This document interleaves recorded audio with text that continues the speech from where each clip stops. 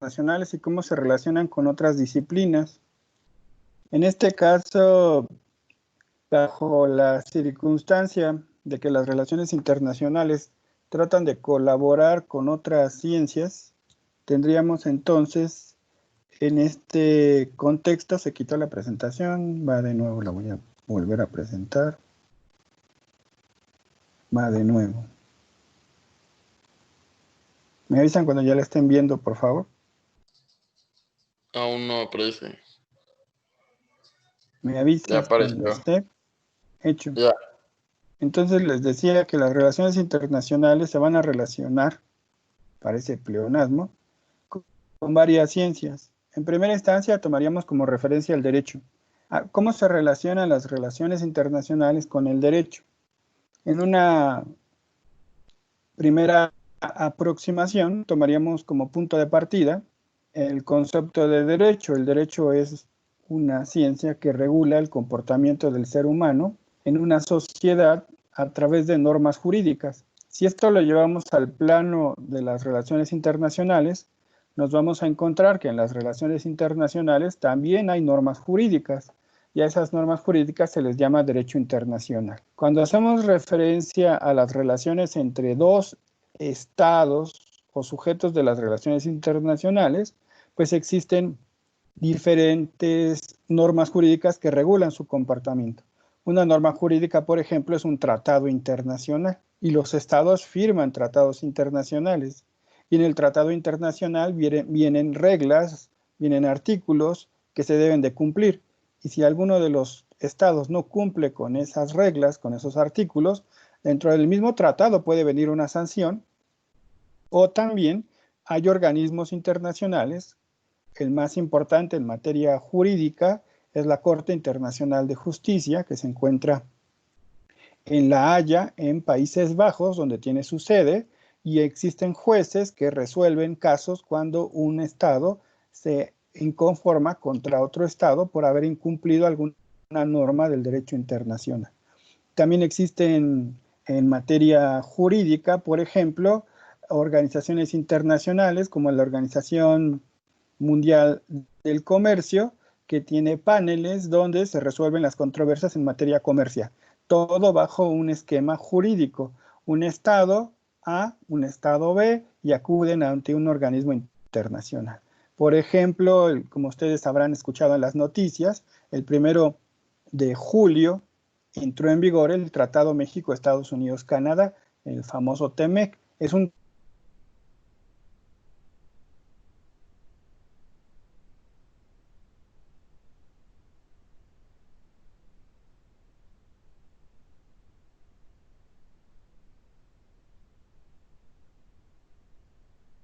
tanto en el ámbito interno como en el ámbito internacional, y aquí tendríamos entonces la presencia del derecho como una ciencia auxiliar de las relaciones internacionales. Pasamos ahora a la economía. Como hemos platicado en algunas otras ocasiones, la economía es fundamental para entender las relaciones internacionales, sobre todo que incluso no solo está el concepto de la economía en el ámbito local, sino también la economía en el ámbito internacional, que es la suma de todas las economías de todos los países. En el ámbito internacional nos vamos a encontrar incluso organismos financieros que regulan las actividades económicas, como es el caso del Fondo Monetario Internacional, el caso del Banco Mundial. Hace rato hablaba yo de la Organización Mundial del Comercio, que regulan las actividades económicas. Incluso recordando algunos conceptos que estudiaron ustedes en macroeconomía, como el Producto Interno Bruto, es precisamente la suma de todos los elementos, tanto bienes y servicios, que produce una economía nacional y su regulación con el resto de las economías del mundo. En este sentido, la economía es fundamental para entender conceptos y para entender tendencias y en un momento también determinado los comportamientos de actores económicos. Aquí en el tema de economía no solo está la regulación por parte del Estado, sino también lo que se representa por lo que son las empresas internacionales. Recuerden ustedes que hablábamos de empresas nacionales, empresas internacionales, empresas transnacionales y empresas multinacionales. Y en el ámbito de la economía interna hablábamos de micros, pequeñas, medianas y grandes empresas que tendrían ese concepto de economías nacionales. Pero una economía, una empresa micro, pequeña, mediana, incluso pues, insumos en la venta de sus propias mercancías o también de sus servicios. Y en este sentido, la administración también es otra ciencia auxiliar de las relaciones internacionales, sobre todo que el Estado está representado por los gobernantes y al interior del ámbito gubernamental se encuentran medidas de administración. En este sentido, se le llama administración pública, que es la administración de las funciones del gobierno. Los diferentes, en el caso mexicano, le llamamos secretarios de Estado, que manejan la administración pública. En algunas otras naciones se les llama ministerios. Los ministros, estaríamos hablando de las actividades de la administración pública. Por ejemplo, en el caso mexicano, quien maneja las relaciones internacionales es el secretario Marcelo Ebrard.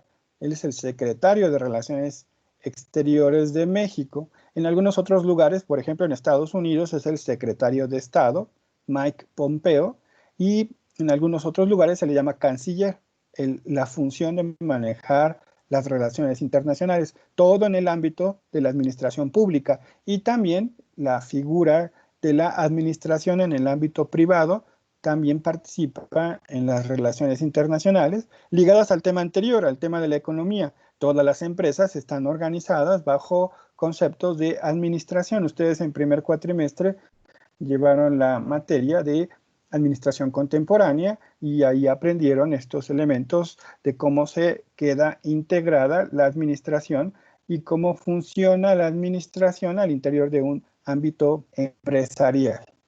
La administración también forma parte del funcionamiento de los organismos internacionales. En algunas otras clases hablábamos de organismos internacionales como la Organización de Naciones Unidas y estaríamos hablando de esa representación de los estados en el ámbito internacional. La administración también funciona por los organismos internacionales no gubernamentales, donde no participa el gobierno, sino son iniciativas de particulares que quieren llevar a cabo una actividad en el ámbito internacional. La más famosa, la Federación Internacional de Fútbol Asociación, que es un organismo no gubernamental que maneja las actividades de regulación de este deporte. Otro elemento interesante para el manejo de las relaciones internacionales es el comercio internacional. Aquí precisamente estaríamos vinculando los elementos de la economía, el elemento también de la administración y el elemento también de la cuestión relacionada con el derecho internacional. Estos tres quedan vinculados en el comercio internacional y es la regulación propiamente dicha para la venta o la compra de bienes o servicios. Aquí tendríamos que hacer una importante distinción. ¿Cuáles son los bienes? Los bienes es algo material, es algo tangible. Yo en este momento tengo un mouse que me permite pasar las láminas y este mouse tiene un cable que se conecta a una laptop. Es un bien. ¿Cuánto cuesta un mouse, José Luis Maltrana? No sé. Hace Más o mucho no menos, compro uno. más o menos un cálculo. Si quiere Ya busco en lo internet. describí más o menos. Es de cable, no es de, ¿cómo se llama este? De Bluetooth ni nada, es de los sencillitos. ¿No? No es ergonómico, eso sí quiero hacer la aclaración, y tiene una ruedita. Estoy buscando ¿Quién? en internet. ¿Quién da más? ¿Quién da más? Como 230 pesos. 230, 300. Ahora volteó el mouse y me fijo que dice Made in China. ¿Cómo se le llama esto en el ámbito del comercio internacional? Es un producto hecho en China. ¿Cómo se le llama? Piratería. No, porque no es Manufactura barata. No está vinculado a que copiaron el modelo de algún otro. No, yo no estoy hablando de que está copiado al... Es importación, porque el producto fue elaborado en China y lo estoy usando yo aquí en México. Eso es parte del comercio internacional. El comercio internacional es la es el tránsito de mercancías entre diferentes economías nacionales representadas por empresas, todo esto regulado por el derecho internacional y obviamente que estas empresas también reguladas por actividades administrativas. Para llevar a cabo una importación de este mouse, pues se tuvo que hacer trámites administrativos ante las autoridades gubernamentales chinas y ante las autoridades gubernamentales mexicanas.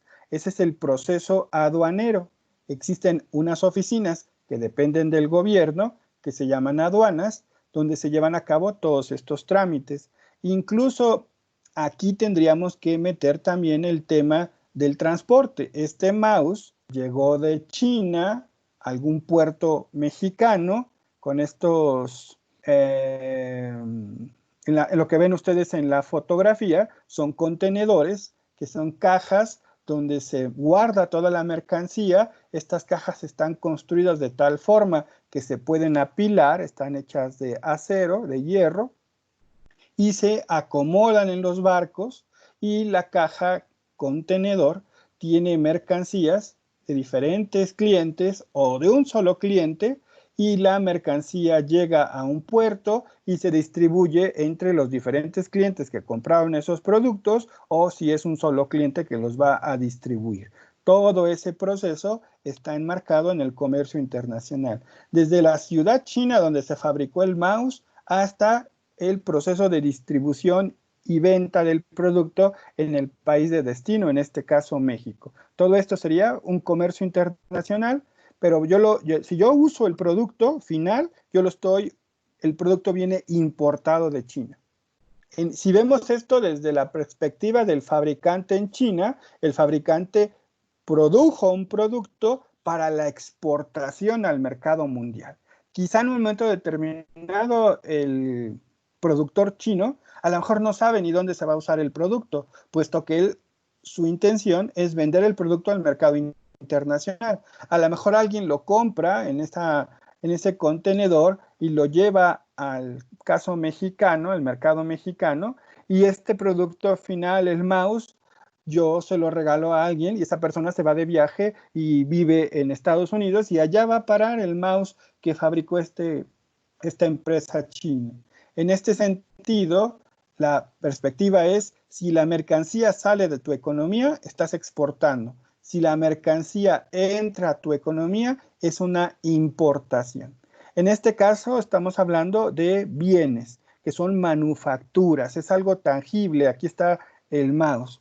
Pero también el comercio internacional se puede dar desde la perspectiva de los servicios. Los servicios son satisfactores que tiene el ser humano, pero que no son tangibles.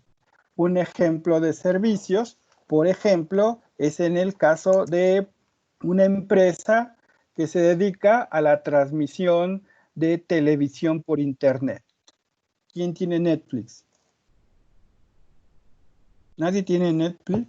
Yo tengo Netflix. En no Netflix, sí, Netflix sí. ¿Cuál programa, cuál paquete tienes? No sé. Bueno, es que luego es por televisiones, es por... Lo veo en mi celular. Ajá, por dispositivos. Por dispositivos, puedes activarlo en dispositivos. Netflix, por ejemplo, es una prestadora de servicios, donde una persona contrata los servicios de esta empresa y tú puedes visualizar diferentes programas de televisión. Pregunta, ¿qué te deja Netflix? Yo aquí hablaba de un mouse. ¿Qué te deja Netflix, José Luis? Entretenimiento para mi fin de semana y ver películas y series que me gustaban ver hace mucho tiempo. Tu satisfacción personal, ¿no? Eso. No te quedas con algo, como aquí yo el mouse que estoy usando y lo voy a seguir usando hasta que ya no me sirva. En cambio, un servicio es una satisfacción de algo intangible. En el caso de los servicios, también se enmarcan en el comercio internacional. Hay servicios que también podríamos decir que Netflix es una empresa estadounidense y quien usa Netflix en México le tiene que pagar en última instancia a esa empresa estadounidense. ¿Quién me puede ayudar con otro ejemplo de servicio? Yo, profe. La Adelante, por telefonía. favor. El servicio de telefonía también es un servicio. Si tú contratas con AT&T, es una empresa estadounidense, y al final de cuentas sería un servicio que tendría ganancias para esa empresa. ¿Sí? ¿Qué otro ejemplo? ¿Quién me dijo otro ejemplo, por favor? Yo, profe, el gas natural. Una empresa de gas natural.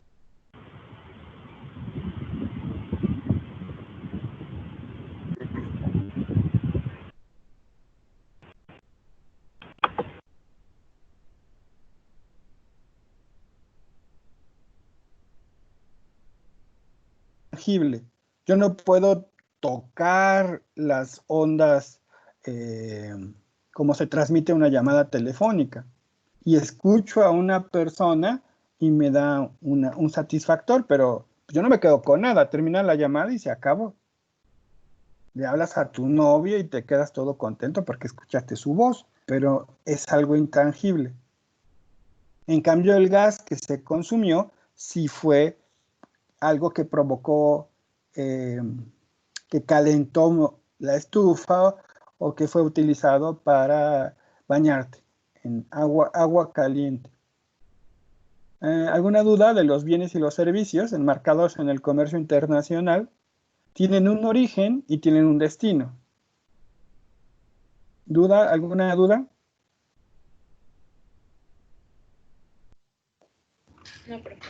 ¿No?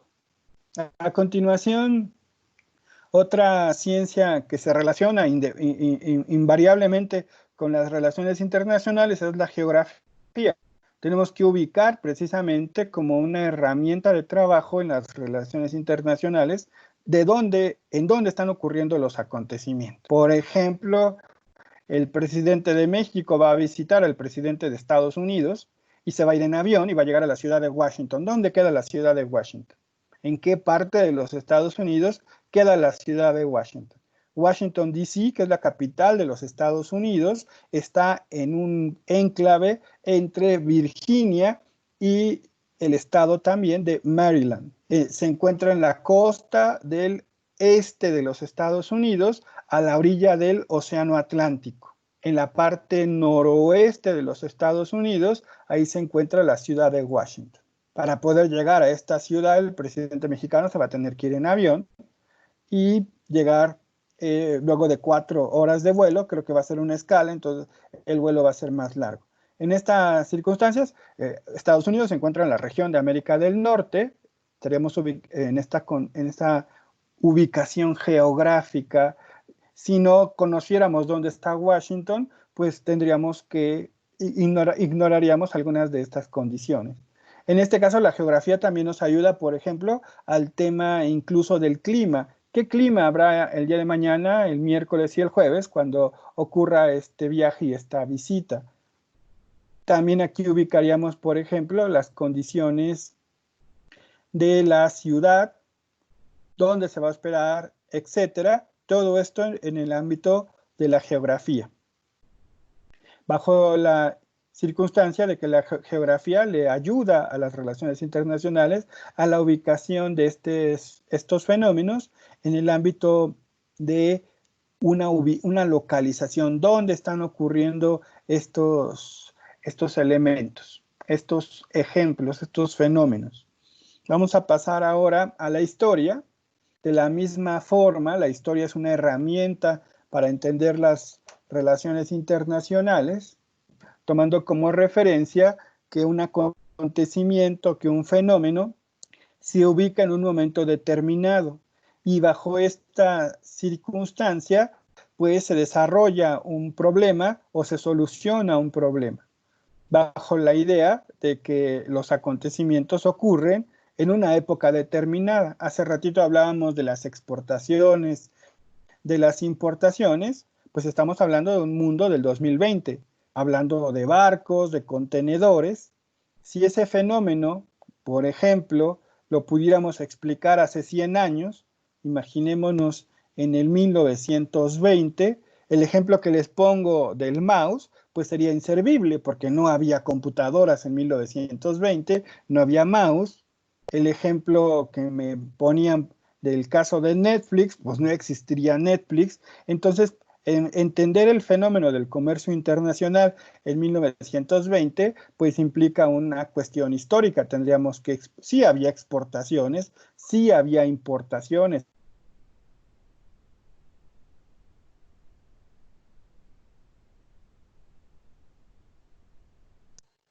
Bueno.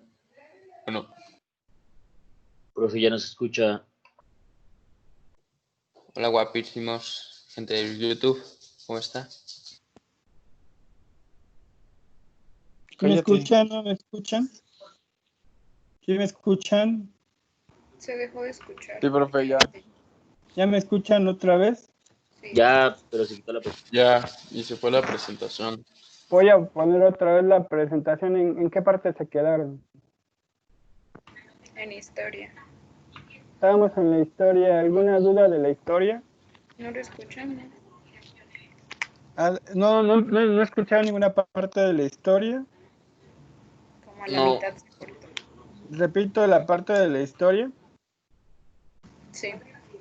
Les comentaba que todo fenómeno internacional tiene una ubicación en un tiempo determinado. No podemos explicar algo si no estamos conscientes de que en qué época ocurrió.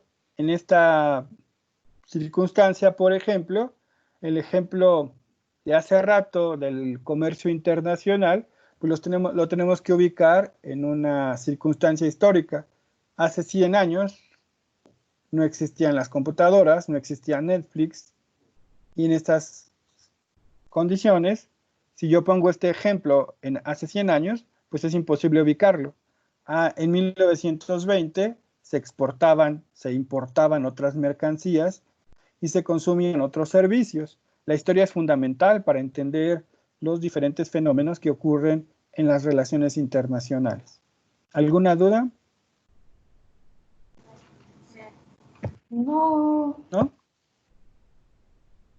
La sociología también es muy importante para la explicación de las relaciones internacionales, sobre todo porque la sociología regula y estudia, estudia el comportamiento social del individuo.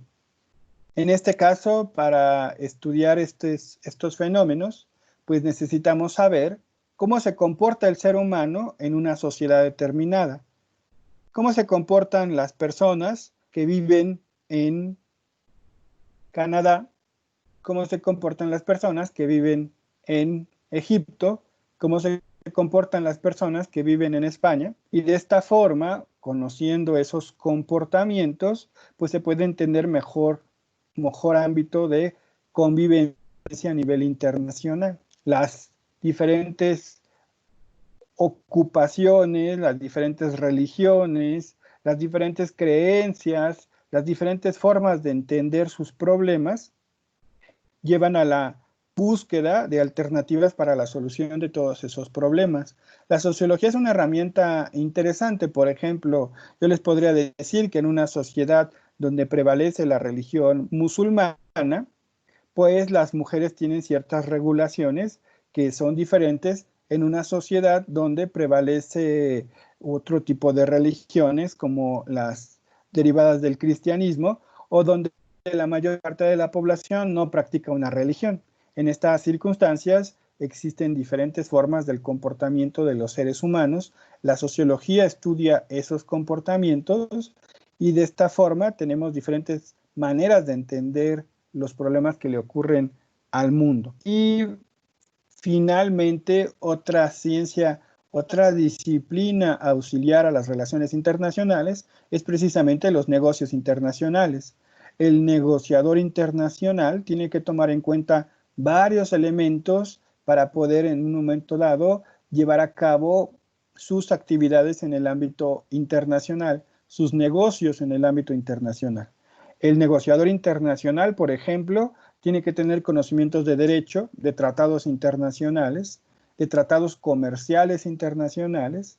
Obviamente que el negociador internacional tiene que tener también conocimientos de la economía internacional y también de la forma como están organizados los gobiernos y las empresas desde el punto de vista administrativo, y también el negociador internacional tiene que conocer de geografía, de historia y de sociología para saber qué necesitan las personas que viven en otra sociedad, cuáles son los patrones de consumo de una habitante en Canadá o cuáles son los patrones de consumo de un habitante en España, y de esta forma aprovechar todos estos conocimientos para entablar negociaciones internacionales y la generación de oportunidades de negocios en el ámbito internacional.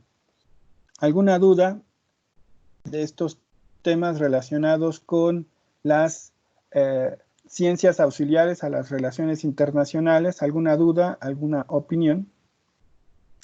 No, profe. ¿Comentario?